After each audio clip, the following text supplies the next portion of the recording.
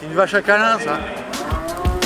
Bonjour les agris, aujourd'hui je suis aux 4 jours de la foire du Mans et on va voir un peu comment se passent les concours. 5 animaux pour cette section. Je voyais les concours se faire et puis j'en ai parlé doucement à papa et maman. Au début ils étaient réticents et puis au final ils ont sauté le pas. On a des amis aussi qui sont là, on a regardé leur concours l'année dernière et puis on s'est dit cette année ce sera nous et on essaye de le faire. Nous on a un conseiller de race qui vient du Jura, qui est venu à la ferme, qui nous fait les plans d'accouplement. Il nous avait sélectionné quelques vaches, lui qui l'avait remarqué et qui était apte à venir aux 4 jours. On a emmené 2 vaches et on emmène un petit vol dimanche pour la présentation des petits veaux faits par les petits. On a mis une enceinte dans la stabulation pour les habituer au bruit parce qu'elles ne sont pas habituées. Et puis on a fait quelques tests aussi avec des bidons, les habituer au bruit de bidon, au bruit de seau et puis avoir du monde aussi, des gens qui s'approchent sans être prévenus.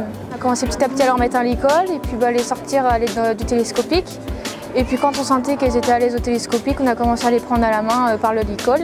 Et puis après on a fini avec leur apprendre à faire la douche parce qu'elles ne sont pas habituées. Et puis un peu tous les jours, régulièrement. Et aujourd'hui on en est rendu là à défiler ici. On a une vache en deuxième lactation qui a fait premier prix et une vache en première lactation qui a fait troisième prix. Donc bon, on est fiers, on va ramener les 2 plaques dans notre élevage pour faire un petit mur avec toutes les plaques. Et puis oui, c'est une fierté d'avoir gagné. Pour l'instant, on va rester quelques années sur la foire, mais si on voit que ça se passe bien et qu'on arrive à remporter des prix, pourquoi pas monter plus haut dans quelques années. Comment on prépare bien une bête, à quoi il faut faire attention? Son alimentation et puis voilà, son alimentation, puis ses soins, si elle boite, si c'est pas, faire attention à tout ça. On la prépare en la lavant bien comme il faut, en la brossant, en montant bien son poil là pour qu'elle sèche. Le concours il est tantôt, elles font pas mal de petits comices et tout ça avant de venir dans les grands concours. Elles ont l'habitude? Elles ont l'habitude, quand elles sont petites, elles vont déjà se promener, alors après, quand elles sont adultes. Et puis, pour pouvoir revendre des reproducteurs derrière. Derrière, vous revendez bien? Bah, on essaye, mais c'est compliqué. C'est de plus en plus compliqué. Il y a de moins en moins d'élevage, alors il faut de moins en moins de marchandises. D'accord. Donc il faut toujours être au top. Vous êtes au top? Oh, on verra ça ce soir. D'accord. De suivre les concours, ça permet de savoir où est-ce qu'on se place, qu'est-ce qu'il faut amener comme animal. Et puis l'ambiance, c'est de participer avec nous de temps en temps à préparer les animaux ou à les sortir. Il y a une ambiance qui se fait après le concours, c'est comme les matchs de rugby, il y a la 3e mi-temps. C'est une chaleur humaine, c'est des retrouvailles entre éleveurs, le moyen de se comparer, de mettre en évidence la race qu'on a choisie, qu'on aime. J'avais choisi 2 animaux qui étaient très forts en qualité de race et avec beaucoup de finesse.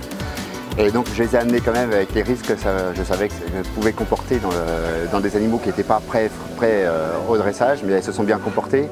Donc elles font première et deuxième et ça faisait 8 ans que j'avais arrêté d'amener des animaux. Il y en a une qui s'appelle Tébelle parce que déjà toute petite quand elle était vraiment très belle et je dis Tébelle, elle a un nom qui est prédestiné et elle fait première. C'est un moyen de se faire connaître et puis de vendre des veaux, les demi-frères de ces 2 sœurs qui sont du même père, donc Océan. Un animal qui est né chez moi, que j'avais sélectionné, que j'avais génotypé. Il arrive à 132 d'Icèvre, donc le plus gros Icèvre de France en taureau. Et il a 128 d'Yvemat, donc le premier index de France en Yvemat aussi dans les taureaux. Et donc j'ai quelques mâles, des demi-frères à vendre. Donc j'essaierai de les vendre plus en repro qu'en broutard. J'ai 8 animaux, dont une qui est dans les animaux de boucherie. Qui s'occupe de la ferme pendant que vous êtes là? En fait, c'est nous, avant et après. Du coup, on fait le travail avant de partir, avant d'arriver aux 4 jours, et puis après, on jette un coup d'œil le soir. Les animaux qui demandent le plus d'attention sont là. Donc, au niveau temps, vu qu'on passe du temps là et qu'ils sont là, il y a un petit peu moins sur l'exploitation. Il faut aimer s'occuper des animaux, les laver, les promener, les dresser. Et puis après, la motivation, c'est plus une passion et puis de permettre de se montrer l'élevage, faire une petite vitrine de l'exploitation pour derrière vendre des animaux de l'exploitation.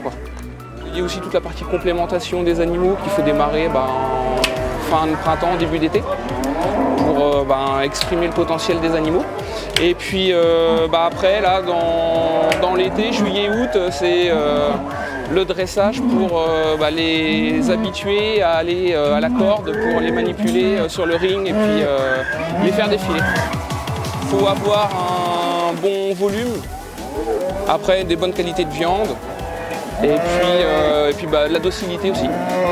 Docilité, développement musculaire et squelettique. Sur le podium, mais après c'est pas évident, on est beaucoup.